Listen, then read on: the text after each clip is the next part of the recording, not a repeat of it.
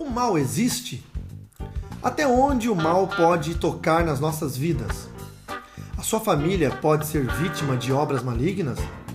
O que são demônios e como eles vieram a existir? Saiba estas e outras questões neste episódio sobre a origem do mal. Vamos para a Bíblia?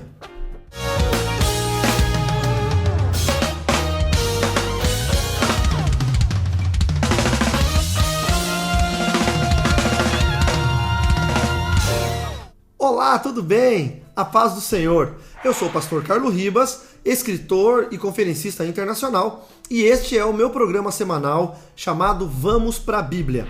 Nesse episódio, nós vamos falar sobre a origem do mal. Por isso, eu gostaria de chamar toda a sua atenção, porque olha o tamanho do estudo que eu preparei para nós neste episódio, ok? Antes de nós começarmos, você precisa seguir o meu canal no YouTube, inscrever-se no meu canal para que todas as vezes que tiver um novo vídeo, você é avisado. Então, tem um botãozinho aí em cima, inscrever, se inscreva no canal e todos os vídeos que eu lançar, você fica automaticamente avisado. Se você gostar do vídeo, clique no joinha, no gostei, porque isso é muito bom pra gente. E também, se você quiser assistir os outros episódios desse programa, vão estar com o link na descrição. O meu site oficial, www.carloribas.com.br, está aqui na tela para você conhecer. Vamos para a Bíblia? A origem do mal. Eu tenho muito conteúdo para falar sobre a origem do mal, porque, afinal de contas, eu sou escritor e nos meus livros eu relato coisas sobre o satanismo, sobre a batalha espiritual e esse tipo de assunto. Então, nós vamos tentar falar o máximo possível dentro de versículos chaves para que você possa entender de uma forma bem prática e bem bíblica. Quando eu dou testemunhos de quando eu era satanista, de quando eu conhecia o satanismo, os demônios de uma outra forma, muita gente fica perguntando, mas e a Bíblia? O que a Bíblia diz a respeito? Primeiro eu quero criar um parâmetro de entendimento. Existem informações bíblicas que elas são para o povo de Deus. Agora é óbvio que sobre cultura satânica, sobre religiões, sobre seitas, heresias, isso não vai estar na Bíblia. Isso é um conhecimento externo. É mais ou menos assim, você quer aprender sobre os egípcios. Você vai até encontrar alguma citação sobre os egípcios na Bíblia, mas não vai encontrar conhecimento histórico. Você vai precisar procurar numa biblioteca, na internet, no museu, e é assim que se adquire o conhecimento. Conhecimento secular, cultural, sociológico, conhecimento histórico, geográfico, você precisa procurar fora da Bíblia, porque é um conhecimento externo às Sagradas Escrituras. Mas o que está na Bíblia hoje, eu quero passar para você, tá bom? Então, primeiro nós vamos pensar em como foi a queda dos anjos. Pense comigo, antes de Deus criar o homem, Deus criou os anjos. Criou um céu espiritual, uma terra espiritual. Não era a terra como nós conhecemos aqui, a terra física. E aí, lá tinham classes de anjos.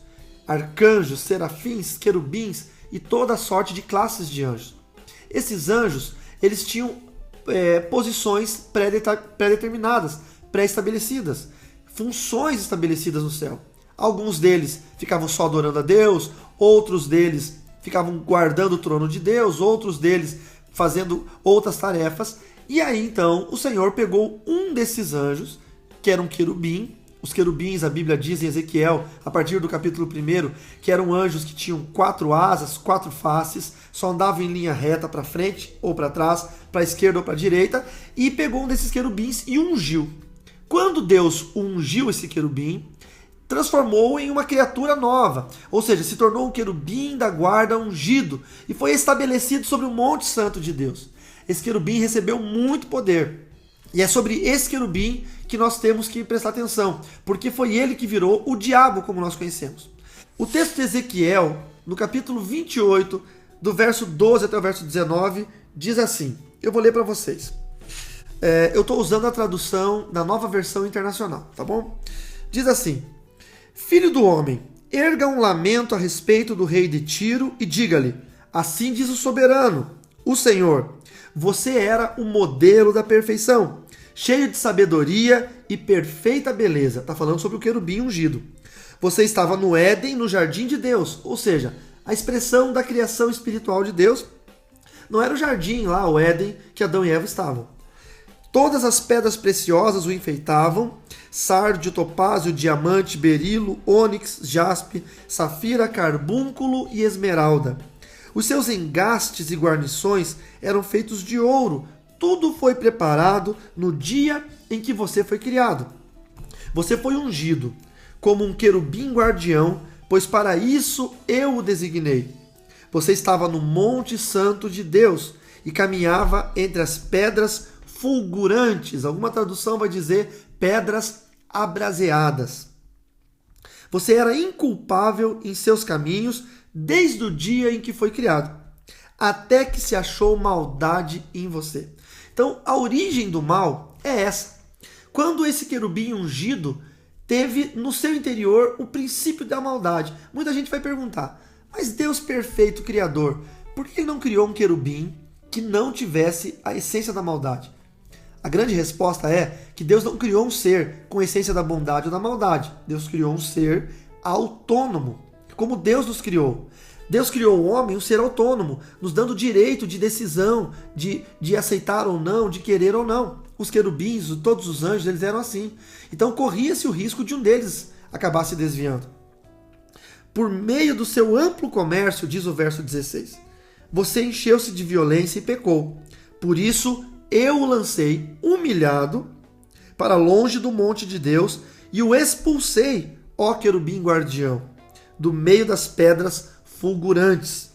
Seu coração tornou-se orgulhoso por causa da sua beleza, e você corrompeu a sua sabedoria por causa do seu esplendor. Por isso eu o atirei à terra, fiz de você um espetáculo para os reis.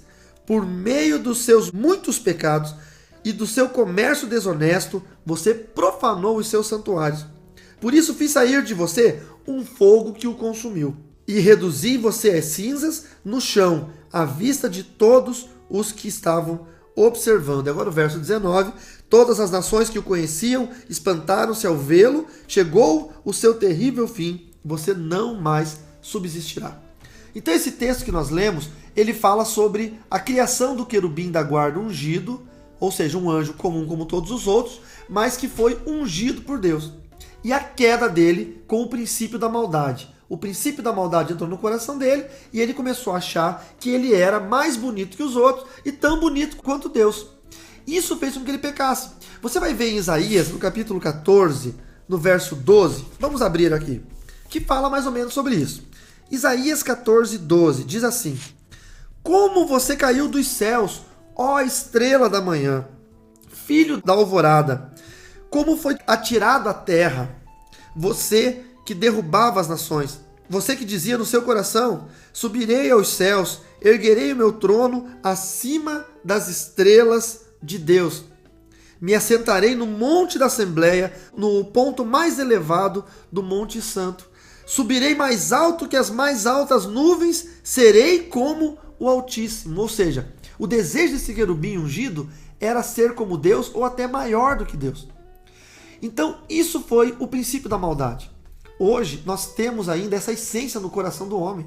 Tem muito crente, muito homem de Deus, que tem o desejo de ser maior do que o próprio Deus. Que quer que toda a glória que é para ele seja para o pregador, para o cantor, para o artista. Nós temos que cuidar muito disso. Tá? Então, a partir desse princípio da maldade, esse querubim da guarda caiu, foi lançado. Mas, pastor, foi Satanás? Foi Lúcifer? Quem que foi? A Bíblia satânica, escrita por Anton LaVey, ela fala que são 4 príncipes do inferno: Satanás, Lúcifer, Belial e Leviatã. Então esses nomes diferentes já nos indicam que são demônios diferentes. Quem foi que caiu do céu? Satanás, Lúcifer, quem foi? Lucas 10, verso 18, Jesus respondeu: eu vi Satanás caindo do céu como um relâmpago. Então, bateu o martelo, foi Satanás que caiu. Pastor, por que muitos dizem que foi Lúcifer? Porque uma tradução do hebraico do Velho Testamento para o grego, chamado Septuaginta, traduziu como a estrela da alva ou a brilhante estrela da manhã, como aquele que porta a luz. E aí no século IV, Jerônimo traduziu essa Septuaginta, que era toda no grego, para o latim, que foi chamada Bíblia Vulgata, e nessa tradução de Isaías 14, ele disse, aquele que porta a luz ficou em latim lux cifer, ou seja, o que porta a luz, e acabou se tornando esse termo Lúcifer. Depois, então, foi agregado a um demônio o nome Lúcifer. Não significa que Satanás e Lúcifer sejam o mesmo demônio. E como que foi que criou o inferno? Gênesis capítulo 1. Vamos para lá, eu tenho bastante anotação, fiz um estudo bem completo para vocês, e todos os versículos e os capítulos estão aí na tela para você anotar. Se passar muito rápido, porque é muito versículo, pausa o vídeo, anota, pesquisa na sua Bíblia, segue o vídeo, para que você possa aprender, tá bom? Gênesis capítulo 1, verso 1 até o verso 4, diz assim: No princípio criou Deus os céus e a terra. A terra era sem forma e vazia, e havia trevas sobre a face do abismo. O Espírito de Deus se movia sobre a face das águas. Disse Deus, haja luz, e houve luz. Deus viu que a luz era boa e separou a luz das trevas. Eu pergunto para você, que luz era essa se o Sol e a Lua, os grandes luminares que iluminam o nosso planeta, o Sol ilumina e a Lua reflete o Sol, foram criados apenas no quarto dia? Era a separação entre céu e inferno. As trevas, o abismo e as trevas são o inferno. Quando nós lemos em Ezequiel 28, nós vimos que ele foi lançado para as trevas, ou seja, ele foi lançado para o abismo, para as trevas. E ali foi criado, então, o ambiente espiritual chamado inferno. Muitas pessoas achavam ou acham que o inferno é embaixo da terra, aqui na região física, mas não é. O inferno é um lugar espiritual. O nome inferno vem do latim inferius. Por quê? Veja comigo, aqui está o trono de Deus, o céu. Abaixo dele veio o inferno. Por quê? Inferius, inferior. E abaixo foi criado a terra mineral, como nós conhecemos, o mundo material. Esse mundo material, ele tem uma ligação com o mundo espiritual pelo caminho que foi criado por Deus. Haja luz. Houve separação entre trevas, a luz criou um caminho, então nós podemos sair daqui do mundo material e chegar até a presença de Deus pelo caminho. Quem é o caminho? Jesus. João 14,6, Jesus disse, eu sou o caminho, a verdade e a vida, ninguém vai ao Pai senão por mim. Então, para você entender agora quem são os demônios e como eles são organizados, você precisa pensar da mesma forma que um exército. Satanás, como general, é um dos príncipes do inferno. E a Bíblia generaliza Satanás como o cabeça. Mas em eras diferentes, houveram demônios que comandaram o inferno como príncipes em eras diferentes. Então são 4 eras: Lúcifer, depois Belial, depois Satanás, e agora quem comanda é Leviatã. São os príncipes do inferno comandando essas eras. Nós estamos na última era, que é a gnose, o misticismo, o paganismo chama de a era de Aquário. Por quê? Porque é no Aquário que o demônio Leviatã fica, ou seja, o Aquário é o que quer prender o peixe. E a era anterior foi chamada Era de Peixe, a era do cristianismo.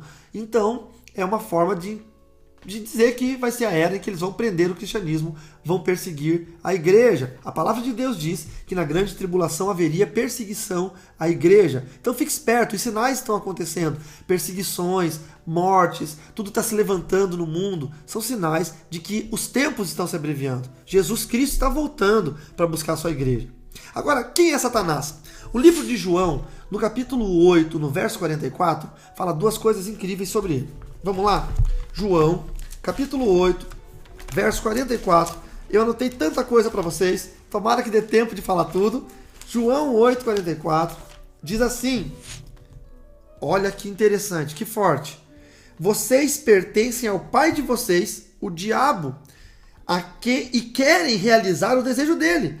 Ele foi homicida desde o princípio e não se apegou à verdade, pois não há verdade nele. Quando mente, fala da sua própria língua, pois é mentiroso e é pai da mentira. João 8,44 diz que ele é homicida desde o princípio e ele é o pai da mentira. São 2 atributos de Satanás. Ele quer roubar, matar e destruir. Mas esse atributo dele ser um homicida desde o princípio, ele sempre buscou isso. Matar, destruir, acabar com as coisas. E ele é o pai da mentira. Ele não fala a verdade não está nele. Ele sempre está mentindo. Por isso que você não deve acreditar em demônios. Quando se manifesta um demônio e começa a falar na igreja, sempre repreenda e manda ele ficar quieto em nome de Jesus. Um outro texto que fala sobre quem é Satanás está em Apocalipse, capítulo 12, no verso 10. Vamos lá para o último livro da Bíblia, Apocalipse, capítulo 12, no verso 10. Diz assim: Então ouvi uma forte voz dos céus que dizia: Agora veio a salvação, o poder e o reino do nosso Deus, e a autoridade do seu Cristo, pois foi lançado fora o acusador dos nossos irmãos. Apocalipse chama Satanás de o acusador. Por quê? Porque é ele quem acusa, é ele quem quer te trazer à memória os seus pecados, as suas falhas, os seus erros. É uma função do diabo. E ele passa isso a todos os demônios, e todos os demônios têm essa função no inferno: acusar, trazer morte, separação, intriga. Esse é o objetivo deles. Então, qual é a missão dos demônios hoje na Terra? Perverter os caminhos do Senhor. Se você ler isso em Atos, no capítulo 13, você vai entender melhor. Vamos lá. Atos dos Apóstolos, capítulo 13, no verso 10. Olha o que diz: Filho do diabo e inimigo de tudo que é justo, você está cheio de toda espécie de engano e maldade. Quando é que vai parar de perverter os retos caminhos do Senhor? Um dos propósitos dos demônios hoje é esse: perverter os caminhos do Senhor. Eu quero que você perceba uma coisa interessante. Não existe, dentro das outras religiões, misturas de religião. Vou dar um exemplo para você. Não existe na Umbanda Umbanda misturada com judaísmo. Não existe. Ou é Umbanda ou não é. Não existe no islamismo misturado com cristianismo ou com judaísmo. Não existe. Mas o cristianismo é a religião que mais se mistura com tudo. Tem cristianismo messiânico, tem cristianismo não sei o quê, tem cristianismo teosófico, tem de tudo.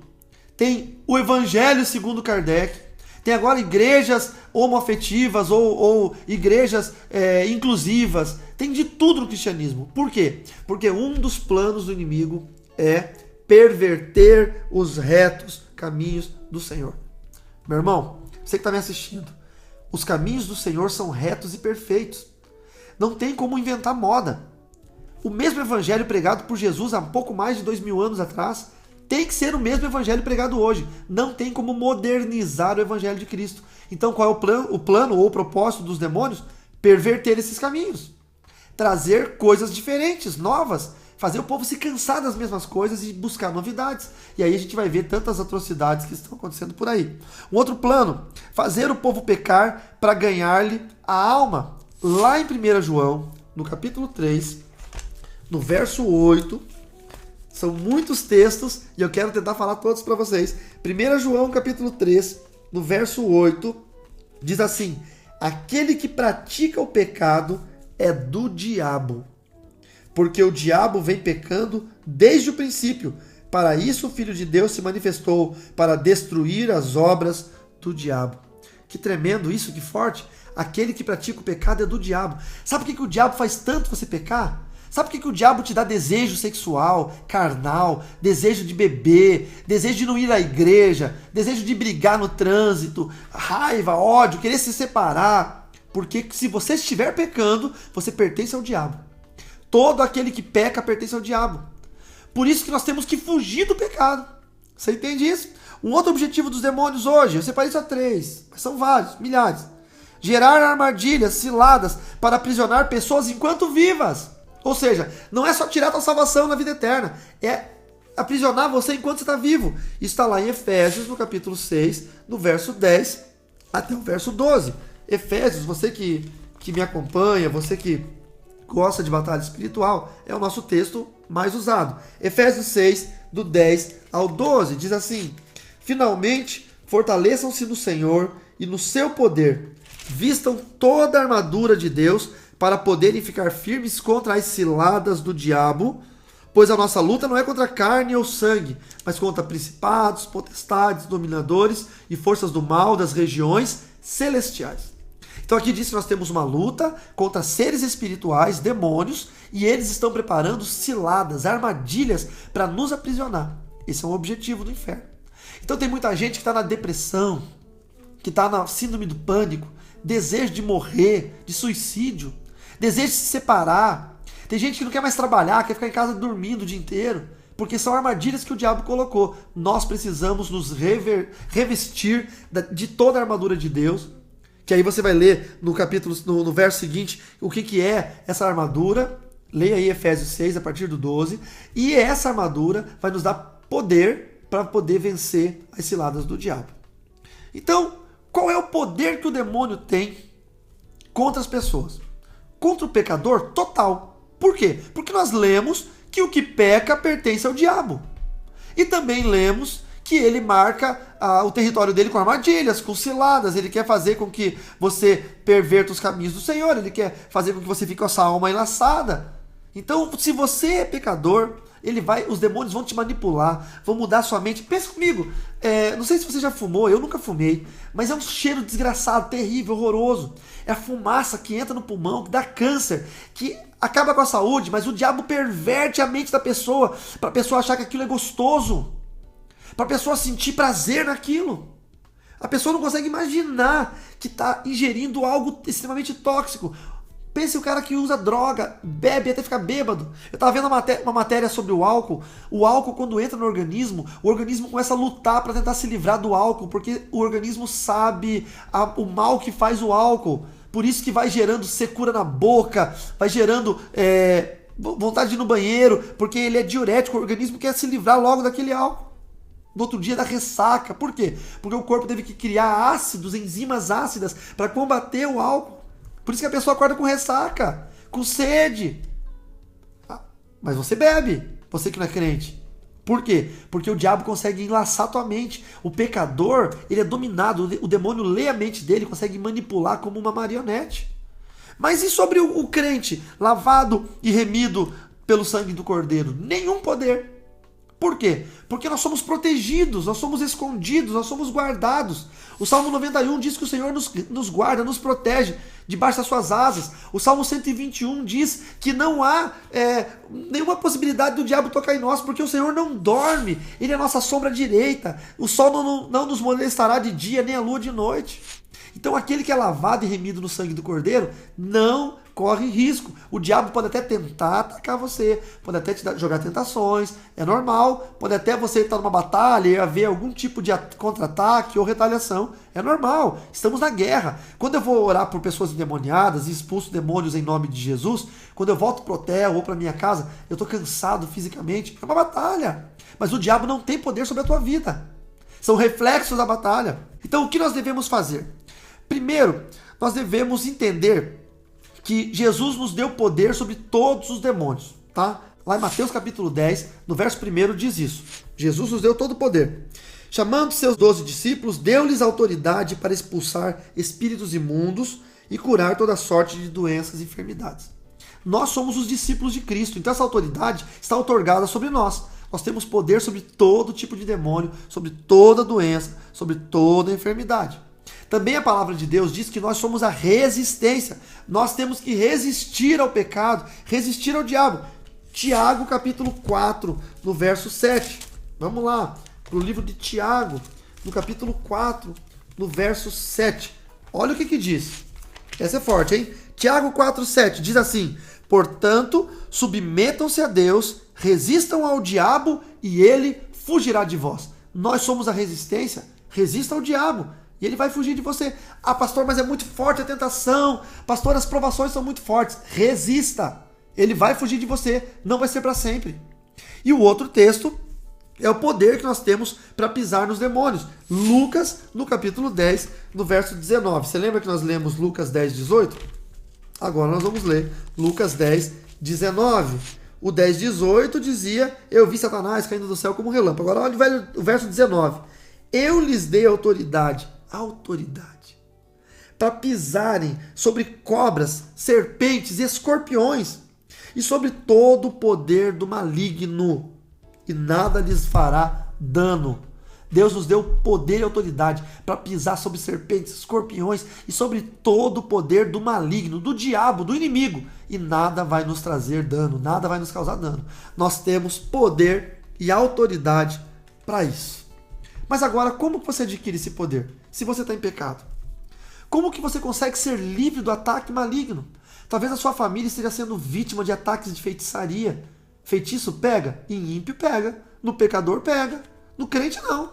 Já pensou quantos trabalhos de feitiçaria eles fazem para mim?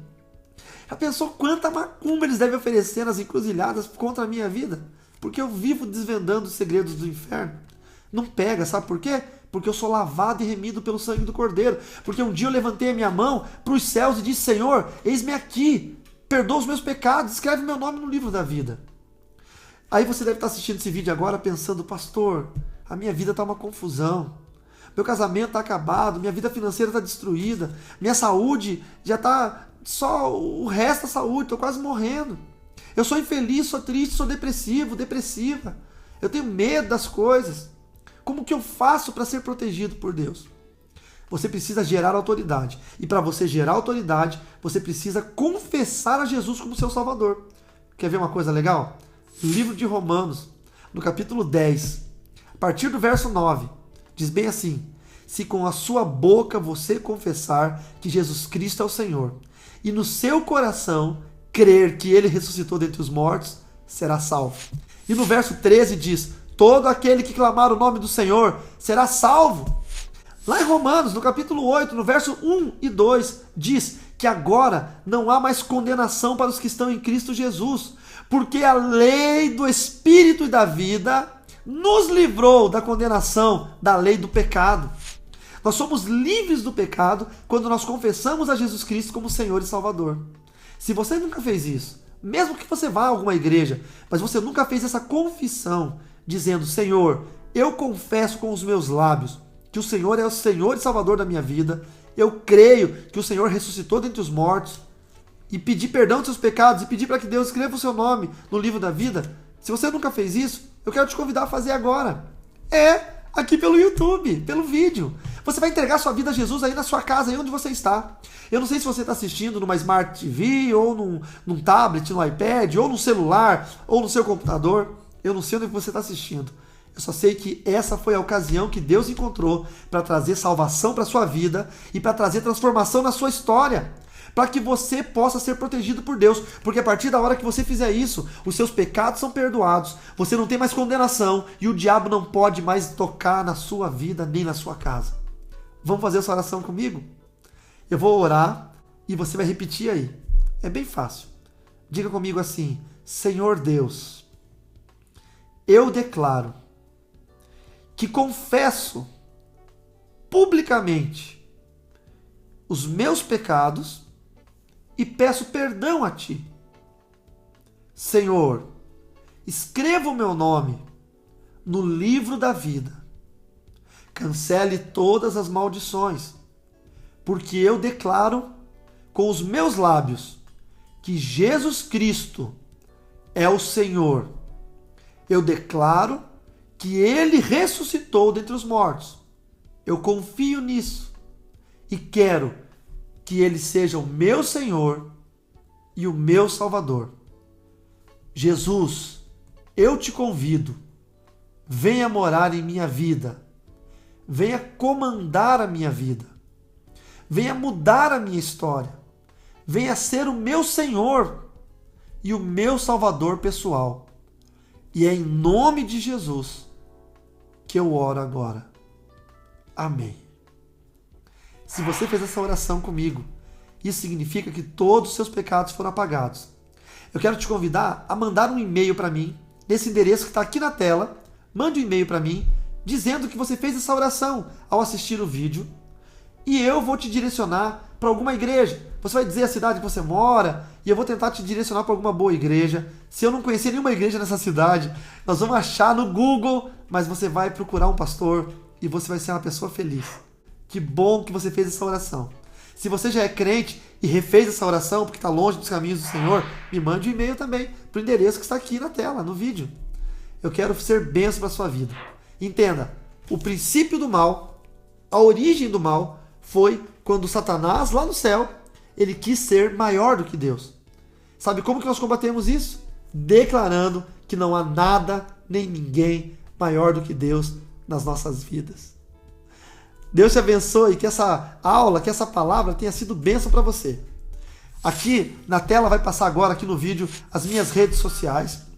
Twitter, Periscope, olha que legal, Periscope é um novo app, um novo aplicativo que você pode baixar no seu celular, Android ou iPhone, talvez no Windows Phone, eu não tenho certeza, e me seguir lá com o meu nome, Carlo Ribas, procura lá, Carlo Ribas ou @Carlo Ribas, e quando eu for fazer um vídeo ao vivo, por streaming, você vai ser notificado e vai poder assistir ao vivo. Eu faço vários vídeos durante a semana, indo buscar o meu filho, viajando no aeroporto, comendo. É bem legal, tá? Me segue no Periscope. Aqui também tá o meu Instagram, o meu Facebook, minha página oficial e o meu site, onde você pode encontrar minha loja virtual para comprar os meus livros e os meus DVDs, além de apostilas e e-books. Se você quer estudar teologia, no meu site também tem cursos online de teologia para você fazer. São cursos livres, não tem reconhecimento pelo MEC, porque não são presenciais, mas é uma boa base de conhecimento teológico para sua vida.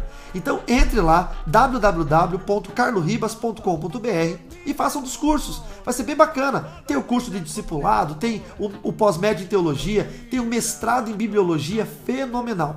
Faço votos que você possa estudar comigo. Eu quero te desejar a bênção do Senhor sobre a sua vida e lembrar que eu tenho uma escola de libertadores aqui no Paraná chamado CETIB, Centro de Treinamento Internacional para Batalha Espiritual. O link está aqui na tela, acesse e se você deseja estudar mais sobre batalha espiritual, venha para o Paraná de 9 a 13 de outubro. No feriadão do dia 12 de outubro, você vai estudar aqui, vai ter alojamento, alimentação, uniforme, apostila, certificado, carteira de estudante, tudo incluído no valor de apenas R$600. Você pode parcelar em várias vezes. Acesse o link que está aqui na tela e saiba mais sobre a minha escola de libertadores. Se você quiser, faça hoje mesmo a sua inscrição e pague parcelado em várias vezes. Espero que você venha estudar comigo. Muito obrigado por assistir esse vídeo. Não esqueça de se inscrever no canal, dê o seu joinha e compartilhe em todas as suas redes sociais. Mande esse vídeo para frente. Deus te abençoe e a paz do Senhor Jesus.